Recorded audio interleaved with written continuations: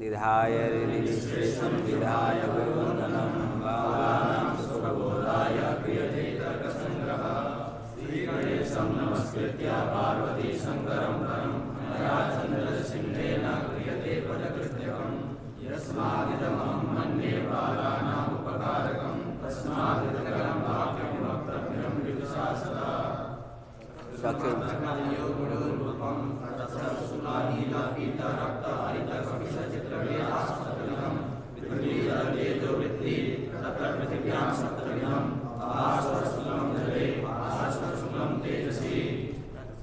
अब आगे बढ़ते हैं रस का लक्षण। चलो गुणो रसः बोलो हाँ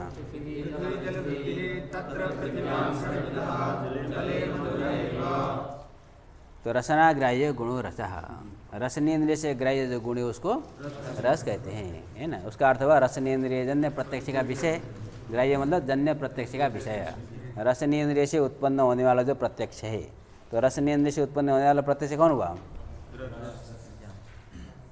रसनेन्द्रिय से उत्पन्न होने वाला प्रत्यक्ष कौन हुआ? रस का प्रत्यक्ष। रस नहीं उत्पन्न होता है, रस का प्रत्यक्ष उत्पन्न होता है। रसनेन्द्रिय से रस प्रत्यक्ष नहीं उत्पन्न होता है। रसनेन्द्रिय से रस उत्पन्न नहीं होता है। क्या उत्पन्न होता है? रस का प्रत्यक्ष, रस का ज्ञान उत्पन्न होता है। अयम रसः, अयम मधुरः, अयम लवणः, कटुः, कषायः इत्यादि जो प्रत्यक्ष है उत्पन्न होता है। तो रसनेन्द्रिय जन्य प्रत्यक्ष हो गया मधुरादि प्रत्यक्ष, सामान्य रूप से रस प्रत्यक्ष। उस प्रत्यक्ष का विषय हो जाएगा रस, तो प्रत्यक्ष विषय तो रस में चला जाएगा, तो लक्षण समन्वय हो जाएगा। तो रसनाग्राह्यत्व लक्षण क्या बनेगा? रसनाग्राह्यत्वे सति गुणत्वम, है ना। रसनेन्द्रिय जन्य प्रत्यक्ष विषयत्वे सति गुणत्वम रसस्य लक्षणम हो गया। केवल गुणत्वम कहेंगे तो क्या होगा? रूपादि में अधिव्याप्ति होगी, ठीक है। बाकी गुण में भी लक्षण चला जाएगा। केवल रसनेन्द्रिय जन्य प्रत्यक्ष विषयत्वम कहेंगे तो क्या होगा? रसत्व में रसाभाव में चला जाएगा। ये गुणत्व भी कहना चाहिए, हो गया। अब रस कहाँ रहता है? है ना। ये पहले क्या कहा है? हाँ, तो पहले रस के भेद बताया। तो रस कितने प्रकार के हैं? 6 प्रकार के हैं। मधुर, अम्ल, लवण, कटु, कषाय, तिक्त, 6 प्रकार रस है। मधुर पता ही है, मधुर रस किसका होता है? हाँ, गुड़ का, है ना। गुड़ का रस मधुर हो गया, हो गया। और अम्ल किसका होता है? आंवला है ना। नींबू है, खट्टा हो गया, मधुर आंवला। लवण नमक, है ना, तो उसका नाम भी लवण है, समझ में आया। और रस का नाम भी लवण है, हो गया। और कटु किसका रस है?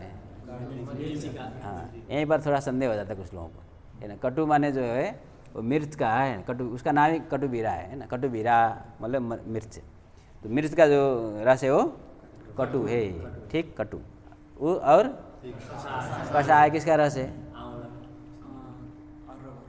हाँ, वो हरड़ होता है ना, हरड़। और ये जो आप दाल वगैरह खाते हैं ना, दाल, उसमें तो हम लोग मसाला वसाला डाल देते हैं, नहीं तो उसका भी स्वाद वो थोड़ा कषाय होता है ना। जो ये अनाज होते हैं, राजमा वगैरह जो, उसका भी थोड़ा सा कषाय स्वाद होता है। हरड़ वो एकदम से दिखता है, हाँ, ओला वोला वैसे ही, तो वो कषाय हो गया। एकदम मुंह में डालते ऐसा बिगड़ जाता है ना मुंह, ठीक है, हो गया। तो मधुर, अम्ल, लवण, कटु, कषाय और तिक्त। तिक्त किसका रस है? हाँ, नींबू नहीं, करेला, है ना। नीम बोलना नहीं, नीम का जो रस है वो तिक्त है ना। और जो करेला है, तो ये हो गया। तो ये 7 प्रकार के, ये 6 प्रकार के रस हो गए, हो गया। तो 6 प्रकार के रस होते हैं। चलो, पृथ्वी जल वृत्ति, तो रस कहाँ रहता है? पृथ्वी और जल में रस रहता है, ठीक, 2 ही जगह पर रस रहता है। तत्र पृथिव्यां षड्विधः जले मधुर एव। तत्र पृथिव्यां षड्विधः, पृथ्वी में 6 प्रकार के, है ना। जो हम लोग खाते हैं पृथ्वी तो है, ठीक, तो उसमें 6 प्रकार का रस है, 6 रस। और जले मधुर एव, जल में केवल एक ही रस होता है जिसको हम मधुर कहते हैं, ठीक। तो जल का जो माधुर्य है पता चलता है ना, जल मधुर, हम जल के पानी के साथ कोई आता तो गुड़ दे देते हैं साथ में, चलो मीठा के साथ पानी पी लो। तो पानी खुद ही मीठा है तो उसके साथ में गुड़ देने की क्या ज़रूरत है?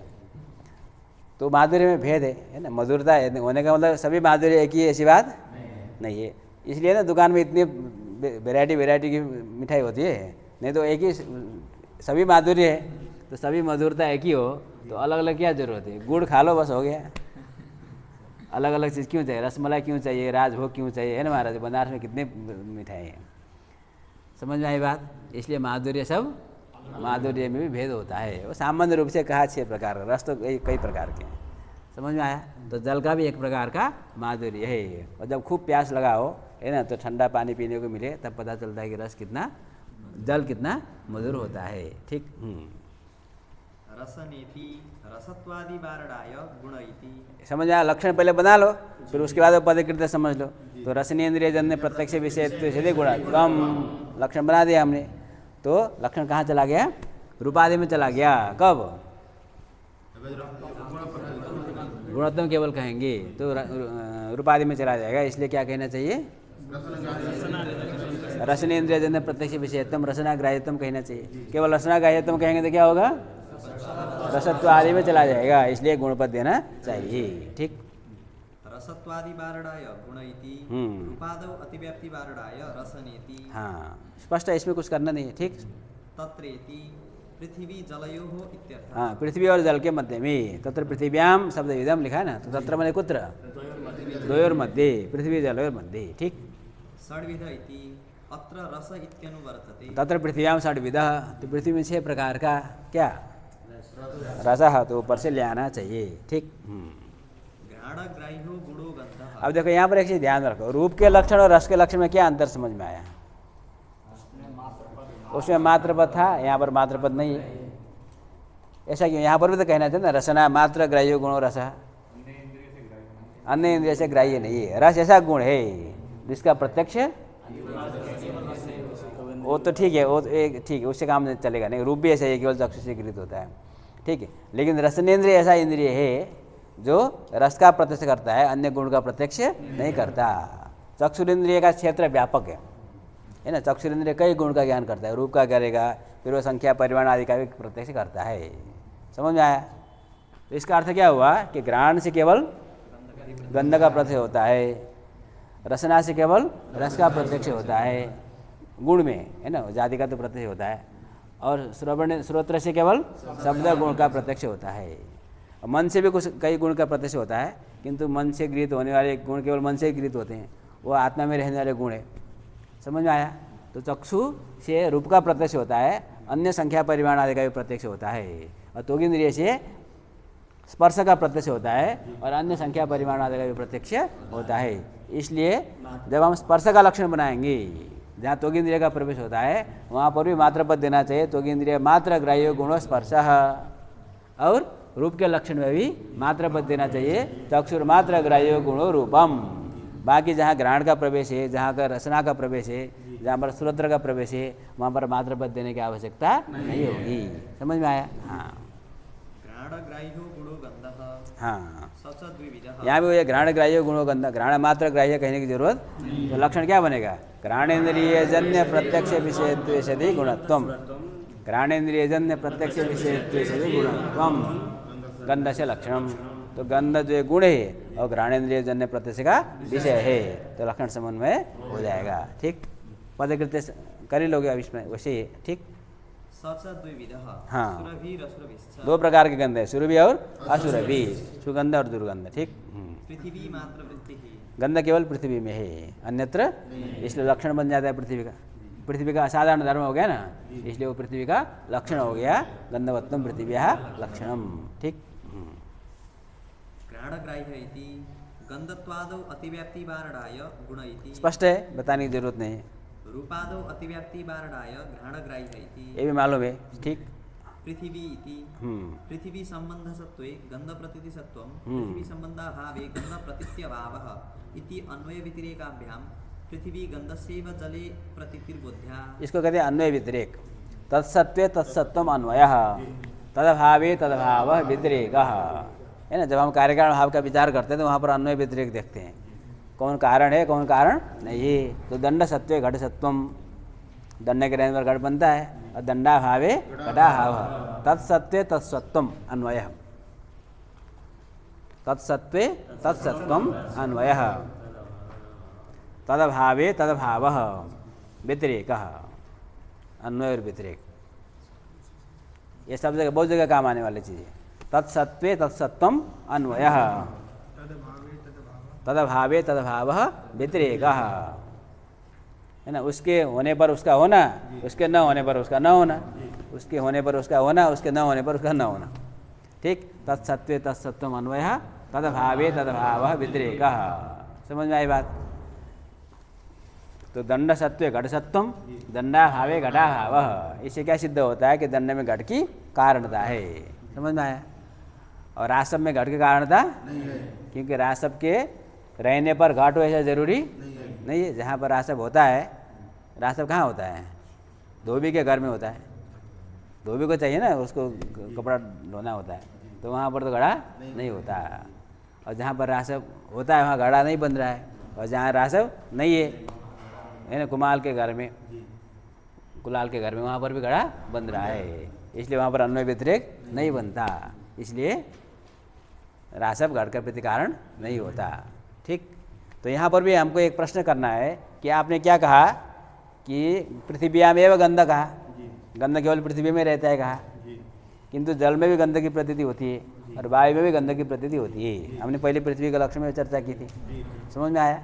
जल में भी सुगंधित जल होता है, वायु भी सुगंधित होता है, दुर्गंधित होता है, तो जल में भी गंध की प्रतीति होती है। और तो आप कहते हैं गंध केवल पृथ्वी में ही गंध है, तो ये कैसे होगा, ये प्रश्न हो गया। तो इसके समाधान के लिए करते हैं अन्वय व्यतिरेक से हमको पता चलता है कि पृथ्वी में ही गंध है, जलादि में गंध। कौन सा अन्वय व्यतिरेक, तो पृथ्वी संबंध सत्वे गंध प्रतीति सत्वम, तत्सत्वे तत्सत्वम। पृथ्वी के संबंध होने पर जलादि में गंध की प्रतीति होती है, जल में और वायु में, दो ही जगह होता है। और पृथ्वी संबंधाभावे गंध प्रतीत्य भाव, पृथ्वी के संबंध न होने पर जल और वायु में गंध की प्रतीति नहीं होती है। शुद्ध जल और शुद्ध वायु हो, वहाँ पर गंध की प्रतीति नहीं होती है।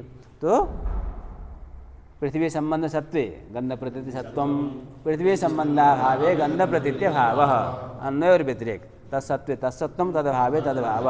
तो इस अन्वय और व्यतिरेक के द्वारा क्या सिद्ध होता है कि जलादि में जो गंध की प्रतीति हो रही है वो पृथ्वी का ही गंध है। जल का स्वतंत्र अपना कोई गंध नहीं है, वायु का स्वतंत्र अपना कोई गंध नहीं है। अतः ये जो कथन है कि गंध केवल पृथ्वी में ही है, इसमें कोई समस्या नहीं है। ठीक, पृथ्वी संबंध सत्वे गंध प्रतीति सत्वम, पृथ्वी संबंधाभावे गंध प्रतीत्यभावः इति अन्वय व्यतिरेकाभ्याम पृथ्वी गंधस्यैव जले प्रतीतिर्बोध्या एवं वायु अभी वायु में से समझना चाहिए। ठीक, ननु देशांतरस्थ कस्तूरी कुसुम संबद्ध पवनस्य एतद्देशे तत्संबंधाभावात् गंध प्रतीत्यनुभवति। अब किसी ने कहा थोड़े दूर में कहीं बगीचा है अथवा कस्तूरी है, कस्तूरी मालूम है ना, वो कस्तूरी मृग का जो होता है, तो कस्तूरी वहाँ रखा है थोड़ा दूर में, तो यहाँ तक गंध की प्रतीति होती नहीं होती है, होती है। अब वहाँ कोई बगीचा है मान लो, तो वहाँ से आवाज़ चलेगी तो यहाँ गंध की प्रतीति होती नहीं होती है। अब प्रश्न ये हुआ कि आपने कहा कि वायु का अपना गंध नहीं होता है, लेकिन अभी हम लोग यहाँ पर है और कस्तूरी वहाँ रखा है, बगीचा वहाँ दूर में है, तो वायु का संबंध है तो वहाँ न है, तद्देश में है। तद्देश में जो वायु है उसमें पृथ्वी का संबंध है, कस्तूरी का संबंध है, कुसुम का संबंध है। एतद् देश में जहाँ हम बैठे हैं यहाँ तो कस्तूरी और कुसुम का संबंध, पृथ्वी का संबंध नहीं है, तो फिर भी गंध की प्रतीति हो रही कि नहीं हो रही है। तो आपका कथन है कि वो पृथ्वी का संबंध होने पर गंध की प्रतीति होती है, पृथ्वी के संबंध न होने पर गंध की प्रतीति नहीं होती है, ऐसी बात तो है नहीं। ये तो आपके कथन में बेविचार हो गया, समझ में आई बात, ये हो गया प्रश्न। हाँ, ननु से प्रश्न उठा रहा है। ननु देशांतरस्थ कस्तूरी कुसुम संबद्ध पवनस्य, हाँ, देशांतरस्थ जो कस्तूरी कुसुम दूसरे देश में था, दूर में कस्तूरी कुसुम है, तत्संबद्ध पवन भी वहीं पर है, उसका उस पवन का संबंध भी वहीं पर है, एतद् देश में तो है नहीं। ठीक, हाँ, कुसुम संबद्ध पवनस्य एतद्देशे तत्संबंधाभावात् गंध प्रतीत्यनुभवति। तो यहाँ हमको जो गंध की प्रतीति हो रही है वो तो नहीं होनी चाहिए। ठीक, ये प्रश्न है। न च वायुवानीत त्रिणुकादि संबंधो अस्ति संबंधः अस्ति एव इसका इति उत्तर वाच्यं। देते हैं, लेकिन उत्तर भी अभी पूर्ण नहीं है, इसलिए वो नच से प्रश्न उठाकर उत्तर दिया। ठीक, कभी कभी ननु के अंदर नच आता है, एक प्रश्न है उसके अंदर फिर वो प्रश्न ही हो गया ना वो। ठीक, तो किसी ने प्रश्न पूछा तो इसका उत्तर सामने वाले को देना था, लेकिन सामने वाले ने ऐसा उत्तर दिया कि जिस पर आगे और चर्चा होगी। वो कई पूर्व पक्षी उत्तर पक्षी की जो कोटि बनती है, क्रम बनता है, तो ननु के अंदर एक नच आता है। ठीक, तो नच समाधान है, लेकिन वो पूर्ण समाधान वो हमको पता चलेगा। समाधान तो दे रहे हैं, लेकिन अभी उसके बाकी आगे चर्चा और होगी, है ना। तो नच समाधान दे रहा है कि देखो, आप कहते हो कि दूर देश में कस्तूरी और कुसुम का संबंध है, एतद देश में तारे से वायु का संबंध, तो गंधक की प्रतीति नहीं होनी चाहिए, यह प्रश्न है। तो प्रश्न तो ठीक ही है, तो वो कहेगा वास्तव में यहाँ पर भी एतद देश में भी गंधक की प्रतीति हो रही है, क्योंकि पृथ्वी का संबंध है। कैसे है कि वो जो वायु है वो उस पृथ्वी के जो कण है, त्रयश्रेणु है ना, जो कस्तूरी का त्रयश्रेणु है और कुसुम का जो त्रयश्रेणु है, छोटे छोटे कण, उसको हवा उड़ा करके एतद देश तक ले आती है, और वो कण हमको दिखता नहीं है। तो न दिखने पर भी एतद देश में भी पृथ्वी का संबंध है।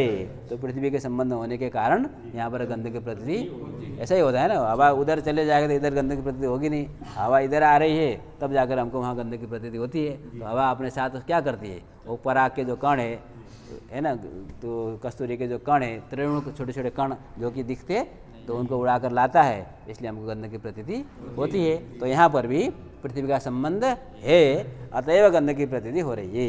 ये किसी ने समाधान दिया। ठीक, न च वायुवानीत त्रिणुकादि संबंधोस्ते वेति वाच्यम। हाँ, वायुवानीत वायु के द्वारा लाया गया त्रिणुकादि का संबंध अस्ति एव, संबंध है। आप कैसे कैसे कहते हो कि वहाँ पर संबंध नहीं है, इति वाच्यम का ऐसा मत कहना।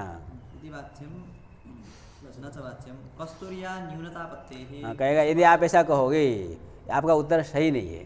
ठीक है, क्यों सही नहीं है? यदि हवा उड़ाता रहे तो कस्तूरी छोटी होती चली जानी चाहिए ना। इतना कस्तूरी है, हवा कुछ को थोड़े छोटे कण को उड़ाता रहेगा तो धीरे धीरे घटता चला जाना चाहिए, उसका साइज घटता जाना चाहिए, न्यूनता होनी चाहिए उसमें। कस्तूरिया न्यूनता पत्ते।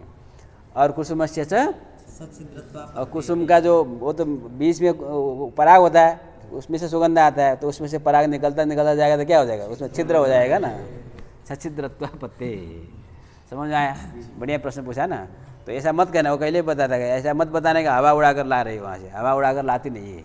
यदि हवा उड़ा कर लाए तो वो कस्तूरी छोटा होना चाहिए, घटता रहना चाहिए, है ना। और कुसुम जो है वो सच्छिद्र होना, उसमें छिद्र हो जाना चाहिए। तो इसका मतलब वो जो प्रश्न अभी हमारा बनाए है कि वहाँ दूर देश में पृथ्वी का संबंध है वायु में, एतद देश में तो वायु का संबंध आप कहोगे हवा उड़ा कर ला रही है, ये हवा वो उड़ा करके नहीं ला रही है, ला रही होती तो घटता। ठीक, तो हमारा प्रश्न तो अभी बनाए हुआ है, समझे? हाँ, कस्तूरिया न्यूनतापत्तेः कुसुमस्य च सच्छिद्रत्वापत्तेः इति चेत् न। हाँ, अब उत्तर देगा न के बाद। वक्त्रदृष्ट विशेषेण पूर्ववत् त्रिणुकान्तराद्युत्पत्तेः। हाँ, वक्ता के अदृष्ट विशेष के द्वारा। देखो ये सारे सृष्टि किससे होती है, क्यों हो रही है?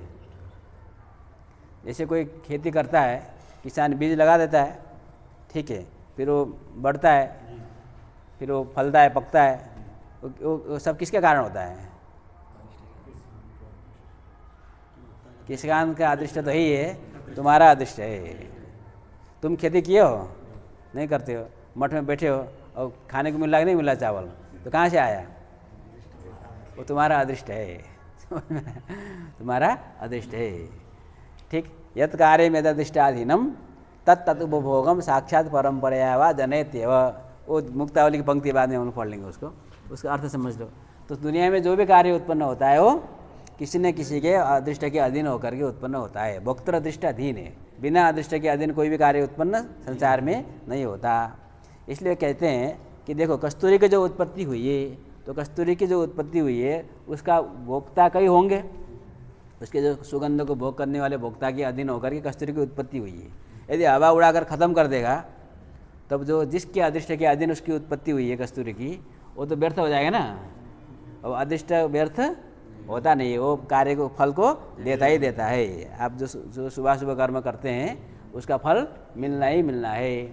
समझ में आया? इसलिए हवा के कारण उड़ने से कम होता है चला जाएगा, तब तो ख़त्म हो जाएगा, तो फिर अदृष्ट व्यर्थ होगा। लेकिन ऐसा होगा तो अदृष्ट क्या करेगा कि जब तक कोई भोक्ता नहीं आएगा, है ना, जिस भोक्ता की अदृश्य के अधीन उसकी उत्पत्ति हुई है, जब तक उस भोग को नहीं कराएगा तब तक वहाँ पर वो नष्ट नहीं होगा, तब तक नवीन नवीन त्रिणुक की उत्पत्ति होती रहेगी।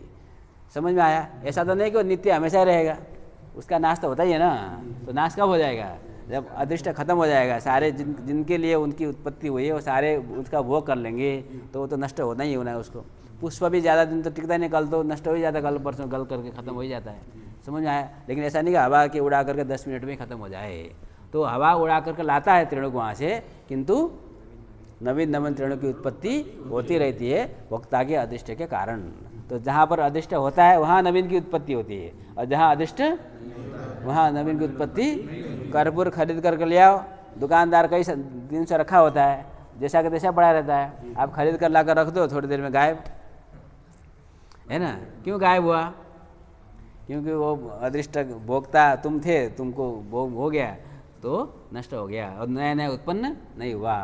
समझ में आया? इसलिए क्या समझना चाहिए कि जहाँ जहाँ तो हमको फल को देखकर अनुमान करना है, हमको पहले से तो जान नहीं सकते ना अदृष्ट किसका है किसका नहीं है। तो जहाँ जहाँ नष्ट नहीं हो रहा है, नवीन नवीन उत्पत्ति होती रहती है, वहाँ पर अदृष्ट है। और जहाँ पर नष्ट कैसे हो गया?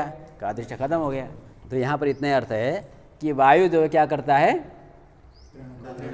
वो हमने जो प्रथम में उत्तर दिया था सही है, आवाज़ जो है उसके छोटे छोटे जो कण है उसको उड़ा करके ले आता है। तो प्रश्न आएगा उड़ा कर लाता है तो नष्ट हो जाना चाहिए, घटना चाहिए, छिद्र हो जाना चाहिए। तो कहा भोक्ता के अदृश्य के कारण नवीन नवीन त्रिणुक की उत्पत्ति होती रहती है, इसलिए उसमें न्यूनता नहीं आती है। ठीक। और जहाँ पर अदृष्ट नहीं होता है, कर्पूरादौ तु तदभावात, अदृष्ट न होने के कारण वहाँ पुनः उत्पत्ति कर्पूर में भी नया नया उत्पन्न होता चला जाए, वो नष्ट हो जाता है। तो कहा वहाँ अदृष्ट खत्म हो गया। जब तक अदृष्ट होगा वहाँ पर भी नया नया उत्पन्न होता रहता है, लेकिन जब अदृष्ट समाप्त हो जाएगा तो तब नवीन उत्पन्न नहीं होता, तो नष्ट हो जाता है। ठीक।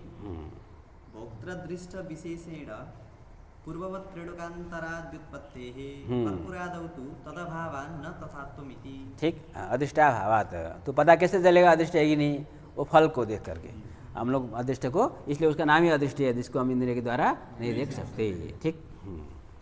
त्वगिंद्रिय मात्र ग्राह्यो गुणः स्पर्शः, त्वगिंद्रिय मात्र से ग्राह्य जो गुण है उसको हम स्पर्श कहते हैं। तो लक्षण बना लो, अब बना ही लोगे लक्षण, क्या बनेगा? हाँ, इसको 3 दल बना लो। त्वग भिन्नेन्द्रियजन्य प्रत्यक्षा विषयत्वे सति, त्वगिंद्रियजन्य प्रत्यक्ष विषयत्वे सति गुणत्वम। हो गया ना? त्वग भिन्नेन्द्रियजन्य प्रत्यक्षा विषयत्वे सति। ठीक है। तो जो स्पर्श है उसमें गुणत्व भी है, उसमें त्वगिंद्रियजन्य प्रत्यक्ष विषयत्व भी है, और त्वग भिन्नेन्द्रियजन्य प्रत्यक्षा विषयत्व भी है, क्योंकि स्पर्श का प्रत्यक्ष केवल त्वगिंद्रिय से होता है, अन्य इंद्रिय से नहीं होगा। तो उसमें लक्षण चला जाएगा। पदकृत्य रूप के लक्षण की तरह समझना चाहिए। ठीक। सच त्रिविधः। हाँ, 3 प्रकार का स्पर्श है। शीतः उष्णः अनुशासित भेदः। ठीक है। शीत स्पर्श, उष्ण स्पर्श, अनुशासित स्पर्श, 3 प्रकार। एक ठंडा हो गया, एक गर्म हो गया, और न ठंडा न गर्म, थोड़ा थोड़ा गर्म नहीं, मीडियम नहीं, वो तो गर्म ही होता है। थोड़ा गर्म मतलब गर्म ही है ना, क्या समझा है? थोड़ा गर्म गर्म ही होता है, तो गर्म में चला जाएगा। गरम गरम की कोटी होती है ना, और गरम और गरम, तो थोड़ा गरम। समझ में आया? किसी को जो तुमको बहुत ज़्यादा गर्म लगता है, किसी को बहुत कम गर्म लगता है ना। कुछ हमको थोड़ा ही गर्म है तो किसी दूसरे छोटे छोटे जीवों को ज़्यादा गर्म हो जाएगा वो। समझ में आया? इसलिए थोड़ा गर्म भी है। तो अनुष्ण अशीत कहा है ना, न उष्ण अनुष्ण न शीत अशीत, जो ठंडा भी नहीं है गर्म भी नहीं है, उसको कहते हैं अनुष्ण अशीत। ठीक। पृथ्वी जल तेजो वायु वृत्ति। 4 जगह पर स्पर्श रहता है, पृथ्वी जल तेज और वायु में। तत्र शीतो जले। शीतो जले, शीतो मतलब शीत स्पर्श है ना, जल में शीत स्पर्श रहता है, मालूम है हम लोग को। उष्णस्तेजसि। उष्ण स्पर्श, तेज में उष्ण स्पर्श रहता है। अनुष्णाशीत पृथ्वी वायु। पृथ्वी और वायु का जो स्पर्श है वो अनुष्णाशीत है। पृथ्वी में न तो शीत स्पर्श है न तो उष्ण स्पर्श है, वो अनुष्णाशीत है। वायु में न शीत स्पर्श है न तो उष्ण स्पर्श है, वो अनुष्णाशीत है। लेकिन हमको तो वायु में उष्णता की प्रतीति होती है, अब लू चलने वाला है।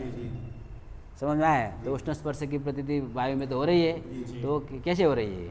वो तेज के संबंध के कारण औपाधि की प्रतीति है, वास्तविक की प्रतीति नहीं है। ये पत्थर भी ठंडा होता है, कभी ठंडा, कभी गर्मी के सीजन में गर्म होता है, ठंडी के सीजन में ठंडा होता है। समझ में आया?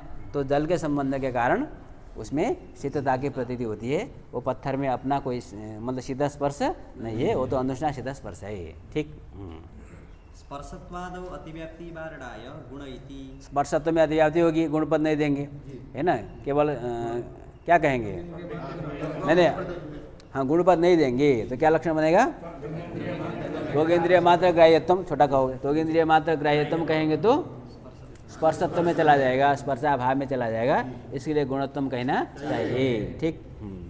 रूपादौ अतिव्याप्ति वारणाय त्वगिंद्रियेति। ठीक है, रूपादि में अतिव्याप्ति होगी ना, केवल गुणोत्तम कहेंगे तो क्या होगा? रूपादि में चला जाएगा, इसलिए त्वगिंद्रिय ग्राह्यत्वम, त्वगिंद्रिय मात्र ग्राह्यत्वम कहना चाहिए। तो रूपादि का प्रत्यक्ष त्वगिंद्रिय के द्वारा नहीं होता। ठीक। संख्यादि वारणाय मात्र पदम। खाली त्वगिंद्रिय ग्राह्यत्व से गुणोत्तम कहो, मात्र मत कहो तो क्या होगा? संख्यादि जो गुण है वो भी त्वगिंद्रिय से ग्राह्य है, उनमें भी लक्षण चला जाएगा तो अधिव्याप्ति होगी। इसके लिए हमको मात्र पद देना चाहिए, त्वगिंद्रिय मात्र ग्राह्य कहना चाहिए। तो जो संख्या दी है वो त्वगिंद्रिय से मात्र ग्राह्य, वो चक्षुरादि से भी ग्राह्य है। ठीक। तत्रेति पृथिव्यादि चतुष्टये। ये समझ में आया? तत्र माने पृथ्वी चार के मध्य में। शीत इति शीत स्पर्श। हाँ, शीतो जले मतलब शीत स्पर्श, नहीं तो शीत शब्द ले लेंगे तो शीत शब्द कहाँ रहता है? आकाश में रहेगा, जल में तो रहेगा नहीं। समझे? हाँ। उष्ण इति उष्ण स्पर्श। हाँ, उष्ण स्पर्श। ठीक, उष्ण माने उष्ण स्पर्श। रूपादि चतुष्टयम पृथिव्याम पाकजम अनित्यम। हाँ, अब देखो चार गुण की चर्चा हुई, रूप रस गंध स्पर्श, ये चार गुण की चर्चा हुई। अब चार गुण में कुछ विशेषता है, उसके बारे में बता रहे हैं। ये चार गुण पाकज होते हैं। क्या होते हैं? पाकज। कहाँ पर? पृथ्वी में। देखो रहते तो कहाँ है? रूप रस गंध स्पर्श कहाँ रहते हैं? है ना, स्पर्श 4 में है, रूप 3 में है, रस 2 में है, गंध 1 में है। सामान्य रूप से हम कहेंगे 4 में है, लेकिन वो ध्यान देकर कहना है। समझ में आया? किंतु अब देखो पृथ्वी में चारों हैं, पृथ्वी में रूप रस गंध स्पर्श चारों हैं। जल में चारों हैं, जल में रूप है, रस है, गंध है, स्पर्श है, 3 हो गया जल में। तेज में रूप है और स्पर्श है, रस और गंध है नहीं तेज में। और वायु में केवल स्पर्श है। समझ में आया? तो ये चारों गुण कहाँ रहते हैं? पृथ्वी में। चारों गुण कहाँ रहते हैं? चारों में रहते हैं। चारों गुण रहते हैं पृथ्वी। पृथ्वी में रूप रस गंध स्पर्श चारों हैं, बाकी में कहीं 1 कहीं 2 कहीं 3 है। समझ में आया? तो पृथ्वी में रहने वाले जो रूप रस गंध स्पर्श उनकी बात करनी है। अन्यत्र जो रूप रस गंध स्पर्श रहते हैं उनकी अभी बात नहीं करनी है। तो रूपादि चतुष्टयम, रूप रस गंध स्पर्श जो चार हैं, पृथिव्याम जो पृथ्वी में रहते हैं वो पाकज होते हैं। क्या होते हैं? पाकज। पाक से उत्पन्न होने वाला, पाक से उत्पन्न होने वाला उसको पाकज कहते हैं। पंकज कहते हैं ना, पंकज। पंक माने क्या होता है? पंक माने कीचड़, तो पंक से उत्पन्न होने वाला पंकज हो गया, कमल हो गया। तो पाक से उत्पन्न होने वाला पाकज। तो पाक किसको कहते हैं? पाको नाम विलक्षण तेज संयोग है ना, विजातीय तेज संयोग। तो विजातीय जो तेज संयोग है अथवा विलक्षण जो तेज संयोग है, मतलब विशेष प्रकार का तेज संयोग। एक तो सामान्य तेज संयोग है, सब जगह पर है, और विशेष जो तेज संयोग है जिसके द्वारा रूप रस गंध स्पर्श का परिवर्तन होता है, ऐसा तेज संयोग जिससे रूप रस गंध स्पर्श का परिवर्तन होता है उसको हम कहते हैं पाक। उसको हम कहते हैं पाक। उसको क्या कहेंगे? किसको पाक कहते हैं? तेज संयोग। तेज का जो संयोग है, कैसा तेज का संयोग? जिससे रूप रस गंध स्पर्श चार का परिवर्तन होता है, उसी को हम पाक कहते हैं। उसी का नाम विजातीय। विजातीय मतलब विलक्षण प्रकार का, भिन्न प्रकार का। तो कौन सा भिन्नता, उसमें क्या विशेषता है? ये विशेषता है और रूप रस गंध स्पर्श का परिवर्तन कराता है। तो उदाहरण से समझ लो तो समझ में आएगा। जैसे आम का जब सीजन आएगा तो आम, हरा आम हम पेड़ में से तोड़ कर लाएंगे, तो उसको पकाने के लिए क्या करते हैं? भूसी के अंदर डाल देते हैं, है ना, पुआल उवाल गर्म हो जाए उसमें, तो गर्मी चाहिए ना पकाने के लिए। ठीक, तो गर्मी उष्मा चाहिए, तो रख दिया है, 2 दिन 3 दिन रखने के बाद पक जाता है ना। उसकी गंध से में हमको पता चलता पक गया, तो निकाल कर लाया तो उसमें 4 चीज़ का परिवर्तन मिलेगा, है ना। रूप बदल जाएगा, हरा था पीला हो गया, रस बदल जाएगा, स्वाद बदल गया, ठीक है। और गंध बदल गया, वो पुराना गंध बाद का गंध पता चल जाता है, भेद हो जाता है। और स्पर्श पता चल जाएगा, मुलायम हो जाता है, बाद पहले कठोर था।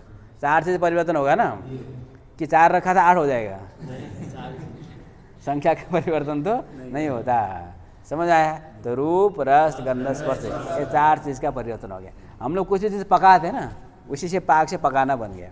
तो पकाते हैं मतलब 4 चीज़ का परिवर्तन होता है। दाल में चावल को कुकर में रखकर पका दो तो पक गया, मतलब क्या हो गया, 4 चीज़ का परिवर्तन हो गया, है ना। चावल में रूप का सफ़ेद दोनों है, लेकिन वो चावल का सफ़ेद और जो भात बन जाता है उसकी सफ़ेदी में भेद है कि नहीं, वो भेद सब दिखता अलग से पता चलता है वो, ठीक है। तो रूप का परिवर्तन हो गया, रस का परिवर्तन हो गया, गंध का परिवर्तन हो गया, स्पर्श का परिवर्तन हो गया, यही होता है। तो कुछ भी चीज़, आम पकाना हो, चावल पकाना हो, घड़ा पकाना हो, मिट्टी का जो घड़ा है उसको पकाने के लिए भट्टी में डाल देते हैं, ठीक है। भट्टी में से निकाल कर जब लाते हैं तो 4 चीज़ का परिवर्तन होगा।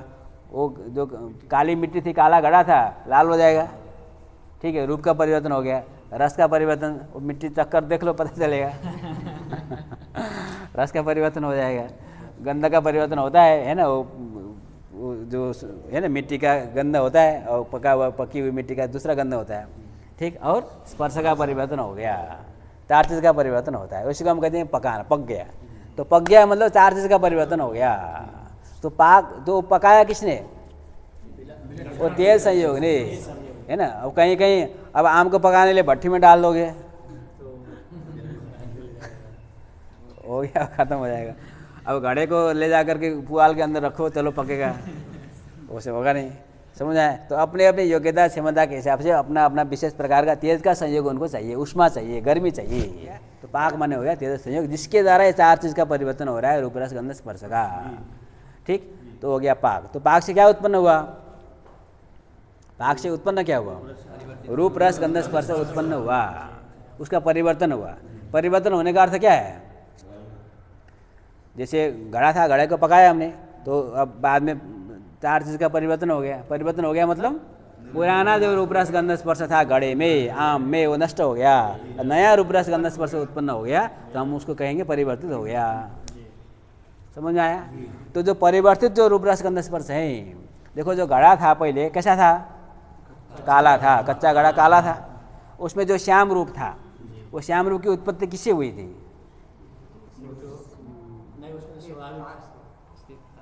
कच्चा जो घड़ा है काला, उसमें जो श्याम रूप है उसकी उत्पत्ति किससे हुई, उसका कारण कौन है, कपाल का श्याम रूप, मिट्टी का श्याम रूप। वही मिट्टी काली है, काली मिट्टी से बनाया तब ना काला घड़ा हुआ, समझ में आया। और लाल मिट्टी से बनाएंगे तो पहले लाल हो जाएगा वो, समझ में आया, ठीक। तो जो कपाल का जो रूप है उसके द्वारा घट में रूप की उत्पत्ति होती है। कपाल में रूप कैसे उत्पन्न हुआ, उसके अवयव कपालिका, वो चले जाओ कहाँ तक चले जाएंगे, परमाणु तक चले जाएंगे। तो परमाणु में जिस प्रकार का रूप रस गंध स्पर्श रहता है, उसी प्रकार का रूप रस गंध स्पर्श द्विणुक में उत्पन्न होता है, फिर द्विणुक से त्रिणुक में, चतुर्णुक में, तो उसी प्रकार से कपाल में, घट में उत्पन्न होता है। बात समझ में आई। तो रूप, पृथ्वी में रूप की उत्पत्ति के 2 पद्धति है, 2 प्रकार से रूप उत्पन्न होता है। एक तो अवयव क्रम से, अवयव के गुण से अवयव में गुण उत्पन्न होता है, कारण के गुण से कार्य में गुण उत्पन्न होता है। कारण गुणाः कार्य गुणान आरभन्ते, एक तो अवयव के क्रम से अवयव में गुण की उत्पत्ति होती है, हो गया एक काम। दूसरा जो है वो पाक से होता है, दूसरा पाक से। अब घड़ा कैसा है, काला है, उसको भट्टी में डाल दिया पकाने के लिए, तो पक कर क्या हो जाएगा, लाल हो जाएगा। तो जो रक्त रूप की उत्पत्ति हुई वो किससे हुई, वो कपाल के रूप से उत्पन्न हुआ है क्या, नहीं हुआ है। कपाल तो काला था पहले, कपाल भी लाल हो गया, तो कपाल भी लाल हो गया, कपाल का अवयव कपालिका भी लाल हो गया। वो जो लाल रूप की उत्पत्ति हुई, रक्तिमा की जो उत्पत्ति हुई, वो अग्नि संयोग के द्वारा हुआ, जो तेज संयोग, उसी को हम कहते हैं पाक। तो पाक के द्वारा उत्पन्न हुआ, समझ में आया। तो पृथ्वी में रूप रसादि की उत्पत्ति कारण के गुण के द्वारा होता है अथवा पाक के द्वारा होता है। तो जो पाक से उत्पन्न होता है उसको हम कहते हैं पाकज, पाकज। तो रूप रस गंध स्पर्श से 4 ही पाकज होते हैं, बाकी नहीं, ठीक। रूप रस गंध स्पर्श से 4 गुण होते हैं, वो पाकज होते हैं, वो भी केवल पृथ्वी में, ये ध्यान में रखना है। तो पृथ्वी में रहने वाले जो रूप रस गंध स्पर्श पाकज होते हैं। इसका अर्थ है नहीं कि पृथ्वी में रहने वाले सभी रूप रस गंध स्पर्श पाकज होंगे। कच्चा घड़े में जो रूप रस गंध स्पर्श है वो पाकज क्या है, वो अपाकज है, जो पाकज नहीं हो अपाकज है। तो पाकज भी हो सकता है, अपाकज भी हो सकता है, किंतु पाकज होगा तो केवल पृथ्वी में ही होगा, इतना ध्यान रखना है। देखो जल में भी रूपादि है, तो जल में जो रूप उत्पन्न होता है वो पाकज नहीं होता। जल को खूब पकाओ आग में तो उसका रूप परिवर्तन होगा, रस का परिवर्तन होगा, गंध का परिवर्तन होगा, गंध तो उसमें रहते ही नहीं। स्पर्श का परिवर्तन होगा नहीं, गर्म नहीं हो जाता है, तो स्पर्श का परिवर्तन नहीं हुआ तब तो हो गया पाकज। लेकिन परिवर्तन तो हुआ ना महाराज जी,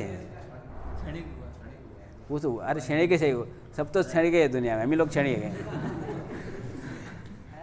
तो परिवर्तन हुआ कि नहीं हुआ? नहीं हुआ, परिवर्तन नहीं हुआ। जल कभी भी गर्म नहीं होता, क्योंकि तो होता है तो रोज़ तो हम लोग गर्म पानी करके नहाते हैं, आप कहते नहीं होता, आप कहने से कैसे हो जाएगा? समझ आया? तो गर्म वो औपाधिक है, वो क्या है? औपाधिक है। वास्तव में जल में उष्ण शीतस्पर्श है, जब हमको लग रहा है कि गर्म है उस समय पर भी वो जल ठंडा ही है। समझ में आया? क्यों? तो गर्म की प्रतीति क्यों हो रही फिर? तो प्रतीति भ्रांति, तो प्रतीति भ्रांति है, उसमें तेज के कण मिल गए हैं, है ना। जब गर्म किया तो तेज का जो अंश है वो जल में जाकर के मिल गया, और जल हमको दिखता नहीं है, तेज हमको दिखता नहीं, हमको केवल दिखता क्या है? जल है। अब हम डालते हैं सिर में तो उष्णता की प्रतीति होती है। उष्णता किसकी है? तेज की वो उष्णता है, जल में उष्णता नहीं है। अब मान लो एक गिलास पानी है, उसमें हमने एक बूंद जो है वो स्याही डाल दिया, तो पूरा पानी कैसा हो जाएगा? काला हो जाएगा। अच्छा नीला स्याही डाले नीला हो जाएगा, तो पूरा पानी नीला दिखेगा नहीं दिखेगा? पानी नीला है क्या? पानी जब हमको दिखाई दे रहा है उस समय में पानी नीला, वो नीलिमा किसकी है? वो स्याही की, वो मिट्टी की है, मिट्टी नहीं है वो, स्याही पाउडर है, वो पाउडर को हमने घोल दिया। तो पाउडर हमारे आँख में वो सामर्थ्य नहीं है कि पानी को अलग देखे और पाउडर को अलग देखे, वो मिल गया है दोनों, ऐसे मिल गए, हम अलग नहीं कर रहे, हमारे इंद्रिय उसको अलग नहीं कर सकते। किसी के सामर्थ्य ऐसा होगा तो अलग देख लेगा, वो पानी अलग है, उसका रूप अलग है, मिट्टी का पाउडर का रूप अलग है। लेकिन तो इसका मतलब क्या समझ में आया कि ये घड़ा है, मान लो लाल घड़ा है, उसके ऊपर एक है ना सफ़ेद कपड़ा एकदम फिट करके सेट कर दो उसमें, तो कैसा घड़ा देखेगा? सफ़ेद देखेगा ना, कहें हम सफ़ेद घड़ा है, तो घड़ा सफ़ेद है क्या? वो सफ़ेद किसकी है? कपड़े की। और कपड़ा निकाल दो तो घाट पहले से लाल ही है। समझ में आया? परिवर्तन होने, जैसे घड़ा को हमने परिवर्तन पकाया, भट्टी में डालकर पकाया, काला था लाल हो गया, थोड़ी देर बाद घट्टी से निकाल कर रख देते हैं, फिर वापस काला होता है क्या? नहीं होता। क्यों? पुराना उसका जो रूप था उसका नाश हो गया है, नया रूप उत्पन्न हो चुका है। लेकिन जब पानी को हम गर्म करते हैं, थोड़ी देर जब छोड़ देते हैं, फिर वापस वो ठंडा होता है। इसका अर्थ क्या हुआ? वो गर्म कभी हुआ ही नहीं है, उसमें थोड़ा हमने मिला दिया था, क्या? तेज का अंश मिला दिया था, तेज निकल कर चला गया, वो पानी ठंडा का ठंडा ही है। जल कभी गर्म होता नहीं है, जल में जल गर्म है जो प्रतीति है वो प्रतीति भ्रांति है। तेज में भी स्थिति है, वायु में भी स्थिति है, तो पाक केवल पृथ्वी में ही होता है। तो रूपाय चतुष्टयम पृथ्व्याम पाकजम, रूप रस गंध स्पर्श चार जो कि पृथ्वी में रहते हैं वो पाकज होते हैं, पाक से उत्पन्न होते हैं। पाकजम अनित्यंच, ऐसा पाकजम अनित्यंच, ये पाकज है, रूप रस गंध स्पर्श पृथ्वी में रहने वाले, और साथ में अनित्य हैं। देखो जो पाक से उत्पन्न होता है, उत्पन्न होते हैं क्या समझ में आ जाएगा हमको? वो अनित्य है, उसका नाश हो जाएगा। अनित्यंच, पृथ्वी में जो रूप रस गंध स्पर्श रहते हैं वो अनित्य होते हैं, सर्वथा अनित्य होते हैं। पृथ्वी के परमाणु में भी भले ही रूप रस गंध स्पर्श जो रहता है उसका नाश हो जाता है। ऐसा है ना महाराज, जब आप घड़े को पकाएंगे तो मिट्टी में तो रूप का परिवर्तन हो गया, तो घड़े का जो अवयव है कपाल, उसमें रूप का परिवर्तन हुआ नहीं हुआ? ऐसा नहीं कि कपाल काला ही है, घड़ा लाल हो गया, तो कपाल भी लाल हुआ। इसका मतलब कपाल का जो अवयव है कपालिका वो भी लाल हुआ, तो इसका अर्थ क्या हुआ?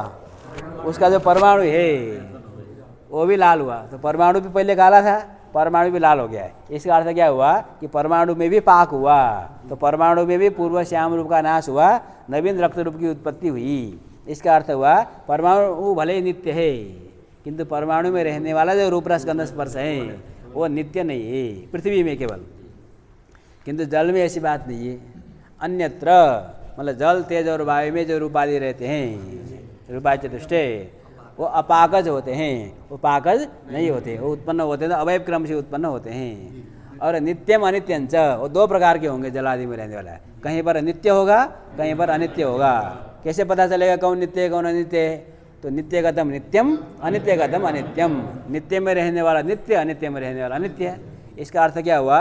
जल का जो परमाणु उसमें जो रूप रहता है वो नित्य है, क्योंकि वहाँ पाक होता नहीं, अग्नि के संयोग से उसमें रूप का परिवर्तन होना नहीं है। समझ में आया? इसलिए उसका नाश कोई नहीं कर सकता। तो जल के परमाणु में जो रूप है वो नित्य है। और जल के परमाणु से जो जल का द्रवणुक बनेगा उसमें जो रूप उत्पन्न होगा वो परमाणु के रूप से द्रवणुक में रूप की उत्पत्ति होगी। जब द्रवणुक नष्ट हो जाएगा तो रूप का भी नाश हो जाएगा। तो कार्यरूप जो जल है, कार्यरूप जो तेज है, कार्यरूप जो वायु है, अनित्य जो जल तेज वायु है, उनमें जो रूप आदि रहते हैं वो अनित्य होते हैं।